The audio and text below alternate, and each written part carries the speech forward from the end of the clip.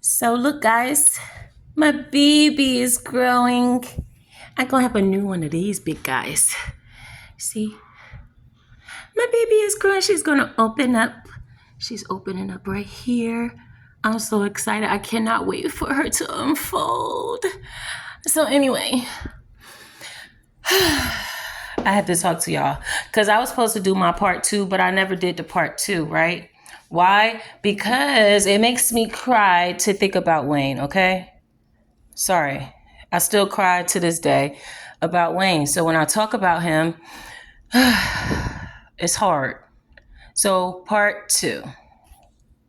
I have some more babies that just grew too. I just want to show you. Look at my baby. She all shining and shit. Cause you know, she's a star.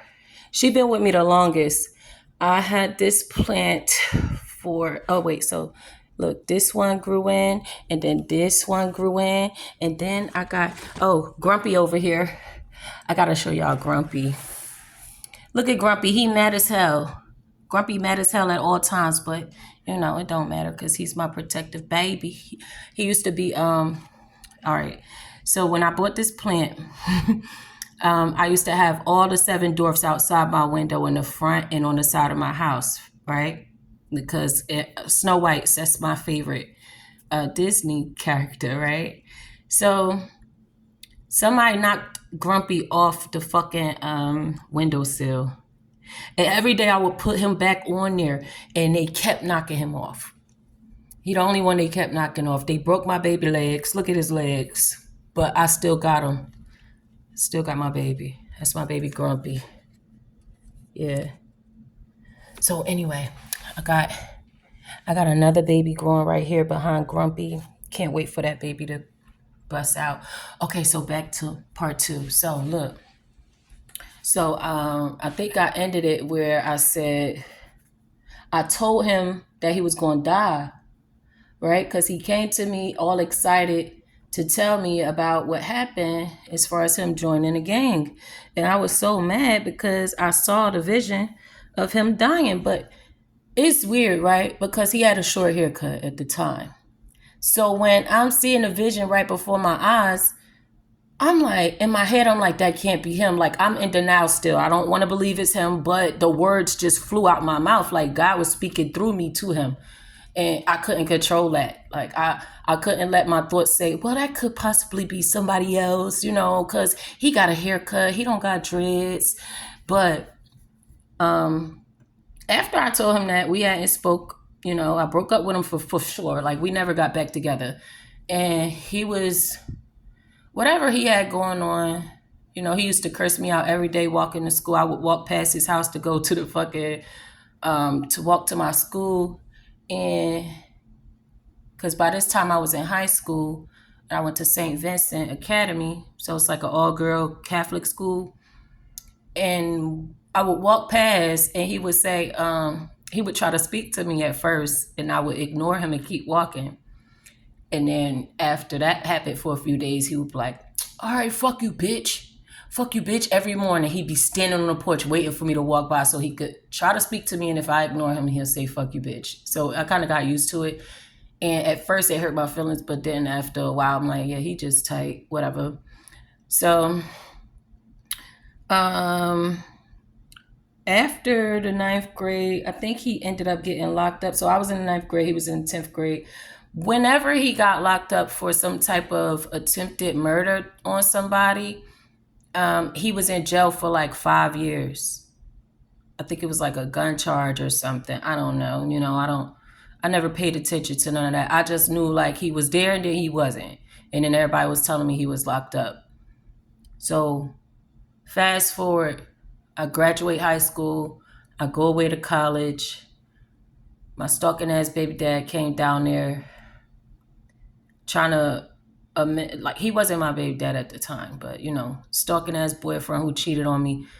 He came down there with a big ass picture. I'm telling you, it was a blown up picture that we took at Jersey Garden Mall. You know, back in the day, they used to have a spot where you go take pictures. And so we had took pictures when we was together and I was in high school. Like I was like my senior year, we had took pictures, but then he had cheated on me and stuff. So I left him and I went away to college in Georgia to a historically black college. He shows up on my campus with that picture blown up to the size of a 5-year-old, carrying that shit. It was framed and everything with roses on my campus. And everybody like, oh my God, knocking on my dorm room. Oh my God, there's a guy here outside. He has a picture of you. He's looking for you. I'm like, what the fuck are y'all talking about? That motherfucker popped up on my campus with a big ass picture of me. He was arguing with every nigga that was talking to me while I was outside trying to figure out why is he here. Like, we broke up a long time ago. Why are you here? Anyway, long story short, November came and we had to go home for Thanksgiving. And I felt like I'm all the way in Georgia. I'm not going to keep coming home on breaks, you know? So I was like, all right, I'm not about to go back there. I'll just go to a school that, you know, is closer. So I ended up going to school in New York at the Art Institute. When I came back, my mom gave me the apartment in Georgia King Village. I was pregnant with my son's dad. I mean, with my first son, because I took his stupid ass back. You know, everybody's like, oh my God, it's so beautiful. He loves you so much. So I'm thinking maybe it's me. Maybe I'm tripping. Maybe I'm ungrateful. No. Follow your first mind. This motherfucker is crazy. He's a stalker. Why would you pop up on somebody's school campus with a picture that big after you cheated on them and broke up? Y'all broke up. We don't talk. Right? That's the person who tried to shoot me. And it didn't work. He's been stalking me for 17 years. My son is about to be 17. He's been stalking me and violating restraining orders. He is homeless, living in people's basements. He is just out of this world.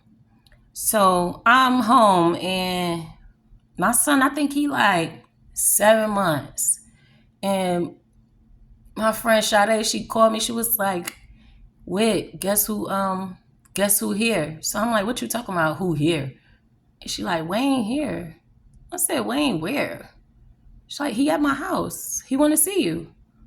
I'm like, girl, you know what's going on with me. You know, I got I got my son now. I got my son's dad, you know, living with me. And he is a fucking lunatic. And I didn't want to cause no issues, already dealing with issues, trying to figure out how the fuck I'm going to leave this situation. Because I felt like I was stuck in that whole shit. Like, I'm like, all right, let me try to make it work, even though, you know, there was cheating involved, even though there was lies involved. But then it got to the point where it was hitting involved when my son was born. So at the time, we wasn't even on good terms. But I just was like, I don't want to start no shit. So she like, just come around the corner.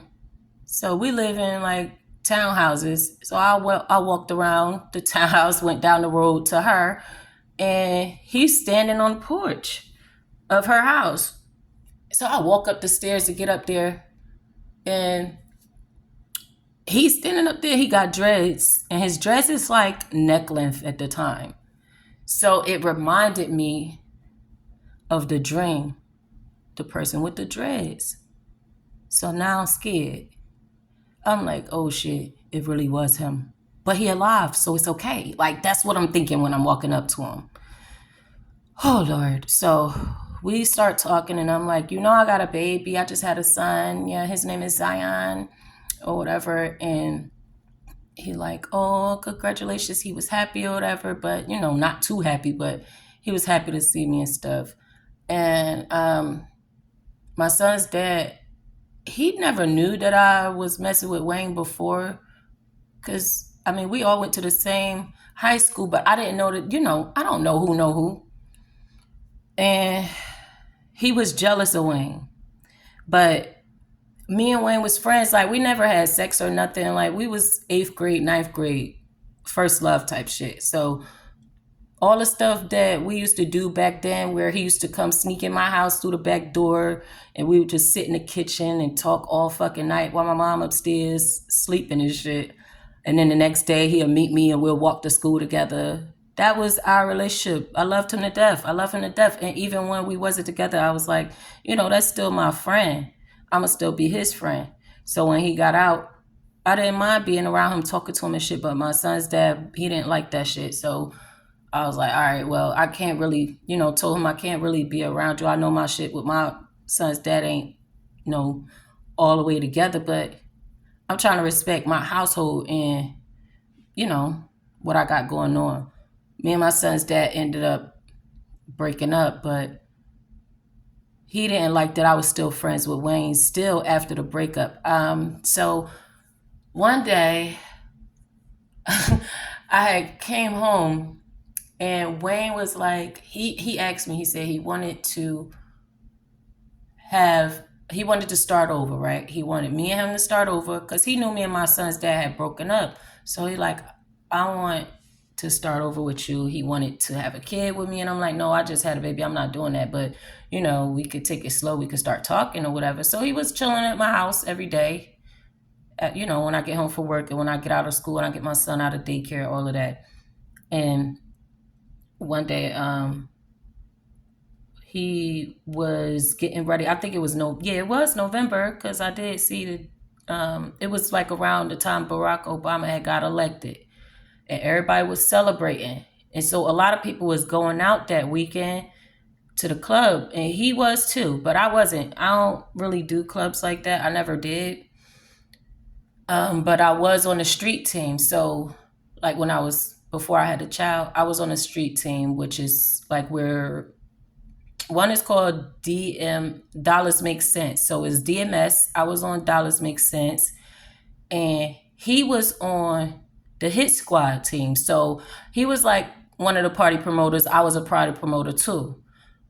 But at the time, I wasn't involved in that. So he was going out and everybody was going out. But he was sitting in the car. This is how he died. It's the same thing that happened in the vision. So in the vision, I see, if anybody know Georgia King Village, there's a McDonald's that's right there by our complex. And there's a gate that the crackheads used to they bended it so they could come through the gate instead of having to walk all the way around to get up in our complex. So they would cut through the gate of McDonald's to get to the complex to get what they need to get and get out. And that was also a shortcut for anybody running from the police, right? So I see somebody in the dream coming from that cut. They come through the cut and they walking down the first row. The first row is where this dude named Bobby lived at. Bobby is Wayne's best friend. And so Wayne's sitting in his car waiting for Bobby to come out. And I see this guy. First of all, I didn't know Wayne was in the car waiting for Bobby to come out, but that's what was happening. I see the guy coming in, it's dark as hell outside. So I see the guy coming through the gate and he started walking down the driveway, started walking on the pathway. And he walked over to the end of the driveway where it was like a few parking spots left, like parking spots before you get to the gate where you drive out of our complex. So the dude walks over to the car. The window is like partially down. And I see Wayne with dreads, shoulder length, in the car, and he's looking down at the CD player. He's trying to change the fucking music, like trying to change the CD. He don't see the person coming up on his left. And that person was by themselves. They did this hit by themselves. So they came up to the car and they shot into the car. He got shot in his neck. And then Bobby had came outside and Wayne was like at his door. I know people told me that Bobby was the one that was holding Wayne as he was bleeding out on the ground. Of course, that pissed me off because University Hospital is right across the street. Wayne car is right there. You could have put him in the car and drove him over there to make sure he was okay. But I'm not mad at Bobby because at the end of the day, you never know how you react when some shit go down. Like, yeah, I wasn't there, but, because I love him, I'm thinking, why you ain't just go put him in the car? The car was on. The car was still running. Like, the car is on. You could just go take him to the hospital. He ended up dying at the hospital. And I didn't find out until like the next day or something. My friends in jail in Sade had came up. They came knocking on my door. And they like, wait, I got to tell you something. And I'm like, what? They tell me Wayne died. And I'm looking at them like, the fuck is you talking about? They like he was killed last night. I broke the fuck down. I was I was fucked up. And then I went to my mom's house and I was fucked up over there too, like crying and all that shit. And I ended up writing a letter to him. It was 4 pages. I was like trying to explain to him like what I was trying to tell him before, and you know, I don't know, like whatever emotions I was feeling at that time. I don't even remember what I wrote. But you know how when you a kid and you cry so hard after getting an ass whooping and you fall asleep? That's the type of cry I did. And I fell asleep. And with the letter in my hand. So when I woke up, I put the letter in a Bible that was in my mom's room. And I put the Bible back on the shelf and I walked away. I never found that letter again. I don't know if my mother took it or what, but I never found that letter again. But when I went to sleep, first thing I saw, when you know how you fall asleep and then you realize that you're in a dream. So I fell asleep and then I saw myself laying on my back and I was looking up at the clouds. So I'm looking up at the clouds and the clouds are just moving by, and then all of a sudden I see his face in the clouds, big as hell. It was a big ass cloud. And then tears started rolling down my face, like towards my ears. And he's talking to me. He had the dreads and everything, talking to me in the clouds. And he's like, I understand what you was trying to tell me before. I'm sorry that I didn't listen. And he was telling me it's not my fault that this happened, and that he loves me and that he understands, you know, how I feel and how I felt and why I stopped talking to him and why things went the way it went. And that also made me cry too. So it's like now, all these years later, I still feel the same way. Like I feel like a lot of, you know what? I really feel like a lot of stuff that I went through with my son's dad and then my second son dad after that. I don't know. I'll be like, yo, what about if he did listen to me and he did live and then we did grow together? Like, where would we be today? That's the type of stuff I would, would think about. But at the end of the day, it was his own journey that he had to go on. And God told me, he said, you can't dictate or like, you can't be upset when people don't take your advice that you give them. Your job is to give them the advice that I told you to give them. If they don't take it and something happens, do not blame yourself. Do not feel like you didn't accomplish the goal that I told you to do. You did do it, but it's not on you if something bad happens. And I don't know, I'm still not okay with that. Even to this day, I'm not okay with that because I still be feeling like, well, maybe I could have said something else, or maybe I should have worded it different, but it is what it is. Wayne is a spirit guide in my life. He does walk with me everywhere.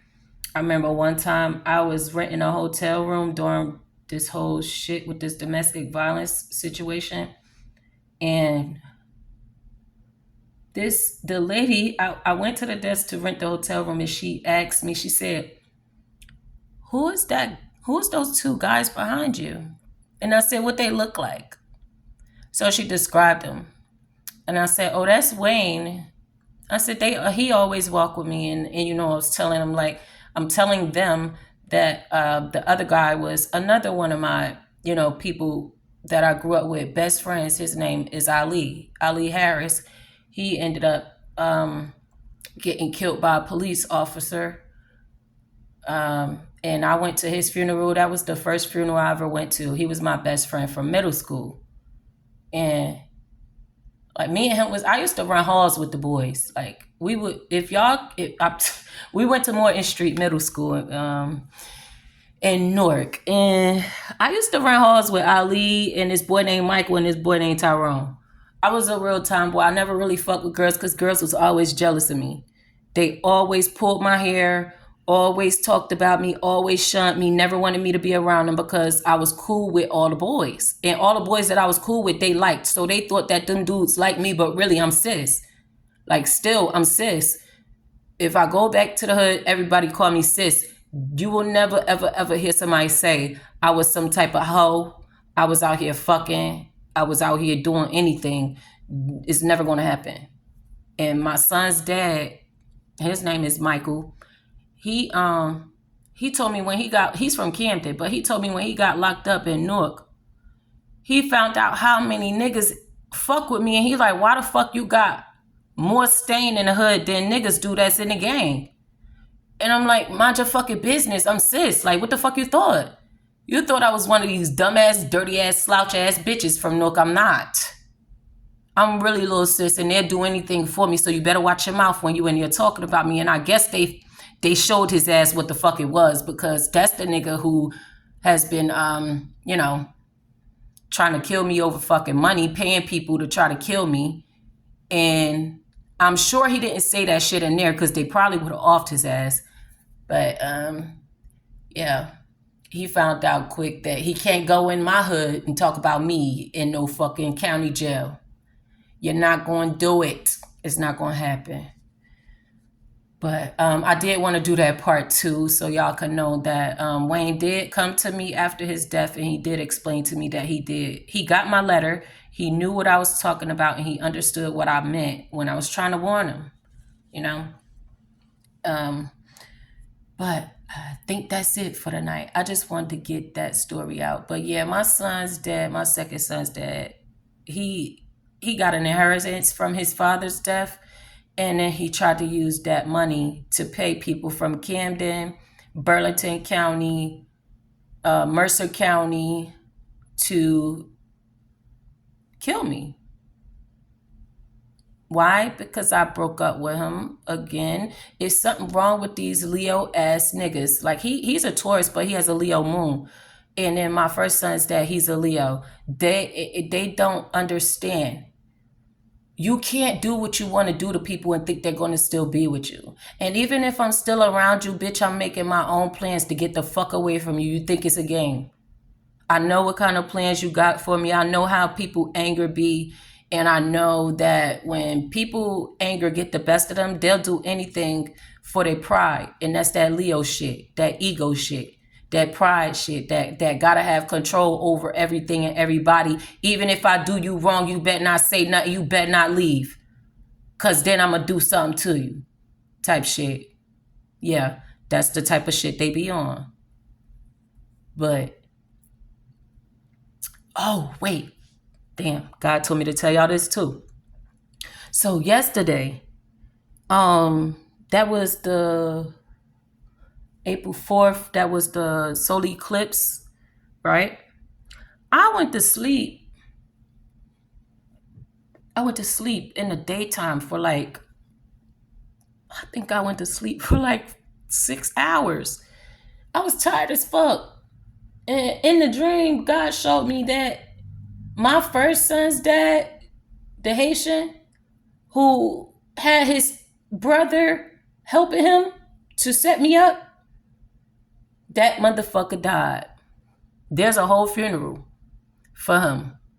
He got killed trying to follow his brother's footsteps, doing the shit that his brother be doing. And somebody killed him. So I pulled cards on it when I woke up and the tower came out. So I'm like, all right, so he really did die. I was at the funeral. I was at the funeral in the dream. So he died. There's a funeral. He's gone. That eclipse energy, oh my God, a lot of people is going to be dying. A lot of people are going to be dying. And I felt that energy before April came. I'm like, yo, it's about to be some shit. I could feel a lot of scared energy. And then I also feel a lot of energy where it's like people are feeling at ease and relaxed because they know that the people who was after them or trying to harm them, they're not here no more. So that karma do catch up. Y'all better watch who you trying to be like. Watch who you inspire to be like. Stop going after people and doing shit to people that ain't did nothing to you. Don't bother you ever. I ain't never did nothing to that boy for him to set me up. Never. And now look what happens. My son's dead. I never did nothing to him to harm him. Neither one of them. And the second one, Michael, I was with him for 8 years. The state called it marriage. So in the state eyes, I was married to him. No, you don't do people like that. And his mother, when her girlfriend, cause she's gay, she tried to push up on me. I curved her. So then she tried to break up me and her son relationship. And her girlfriend was a witch. Some white lady she was fucking with was a witch. She had that bitch living in her house. I saw her girlfriend. She was there too, so she saw it too. So she know what I'm talking about. Her girlfriend was in her bedroom because she thought she was cheating on her.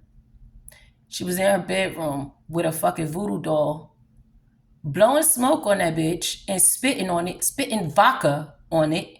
And my son's grandmother grabbed that bitch. She grabbed it, started packing up all clothes, throwing it out, throwing it. She like, you gotta go, you gotta go. Not long after that lady left, because I was like, you need help. Like, I felt bad for her because she felt like my son's grandmother was cheating on her. Now, if she's psychic and she's a witch, she know you cheating on her. So you trying to play in her face and she not going for it, so she put a spell on her. I tell you, not long after that lady left, my son's grandmother was balled up. I was downstairs, so I didn't know. She upstairs in the bathroom across from her room, balled up under the toilet. Like, you know how the sink and the toilet is right next to each other in the tub? She is wrapped around the tub side under the toilet. Her head is under the toilet where the little screws and shit is at. And her body is wrapped around the toilet and she's cuffing her stomach. And all I hear is her whining and crying. So I go upstairs. I'm like, yo, what's going on? She like, I don't know, my stomach hurt. It feels like something is in my stomach. It feel like something is growing in my stomach. It's hurt so bad. It feel like it's a snake in my stomach. And it reminded me of my grandmother when my grandma was living. She told me that she had to get surgery on her stomach because somebody did witchcraft on her and there was a snake in her fucking stomach. So that's what it reminded me of. So I'm like, okay. I said, just wait right there. I went downstairs and I made her a tea. And I put all this stuff in it that I was guided to put in it to remove whatever this shit is that lady put on her. I tell you, I gave it to her. She drunk it. I helped her get off the floor, walked her to her bed and laid her down. 30 minutes later, she was straight. She still needed to rest because she was out of energy. But she was straight. Her stomach wasn't hurt no more or nothing. Next day, she was good. But this the same lady who told me, my son been telling me that he was going to kill you. After I get the same day I got the restraining order. She told me, my son been telling me he was going to kill you when he got out of prison. I'm like, so why the fuck you got me over here all the time if you know that he getting out of jail, which he did get out of jail, and he was coming to kill me. And you ain't say nothing. You ain't say shit. But I saved your life. And she the same person who tried to set me up, talking about she wanted to meet me to take the kids on a trip to the aquarium in Camden. And she tried to set me up to get fucked up at the River Line. The River Line is like a train that run through all the little cities and shit. I'm waiting at the River Line, but God told me, he said, sit behind this bush on the curb. Don't let nobody that's getting on or off the train see you. So that's what I did. I sat behind the little bushes, waiting for her to come bring my son back. She texted me, talking about, I think I'm going to just keep them. I said, no, the fuck you're not.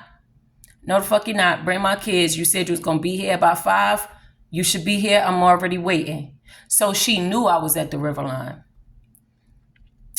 She ain't come till 6 o'clock.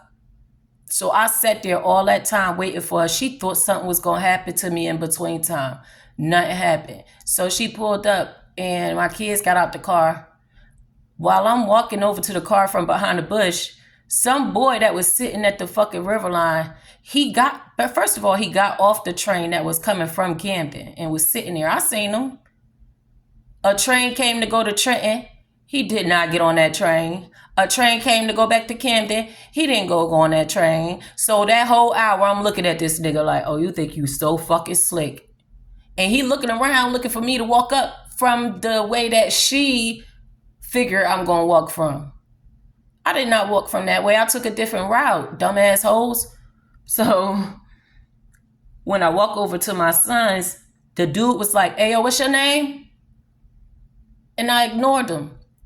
I saw my two kids. I walked over to them, got them, put them in the car, and we left. Bitch tried to get me killed at the river line. She hate my guts, but I'm the one who saved you from witchcraft, you dirty ass bitch. That's why I be calling her stupid ass a clown.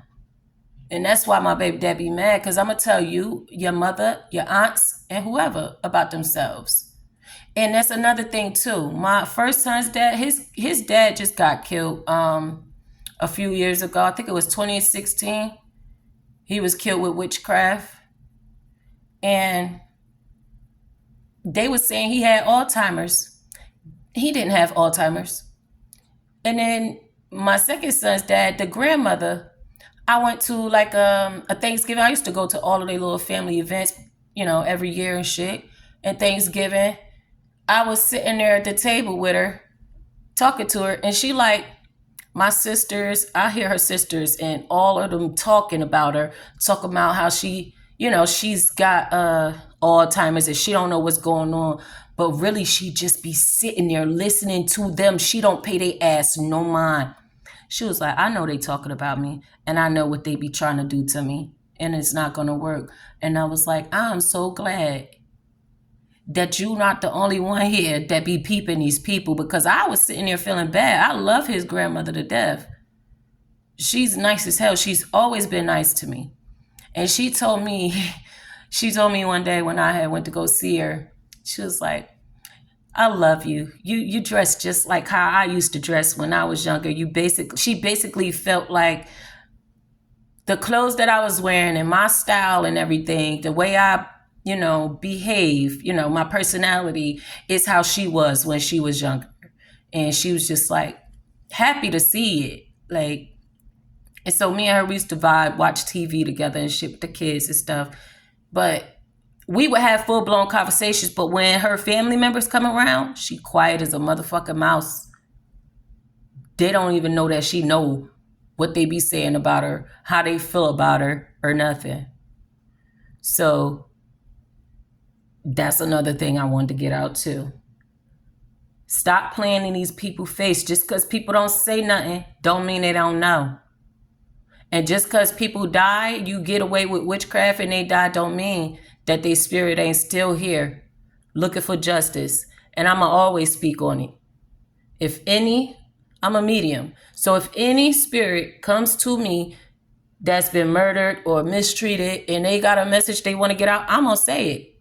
Best believe it. And I say names in my shits. I don't care. Because I got that right to say the name. Because we're going to put your motherfuckers on blast on Front Street. Because the shit y'all be doing on Front Street, right? So let's just air it all out. Y'all not going to get away with the stuff y'all do. It's not going to happen. Grumpy said so.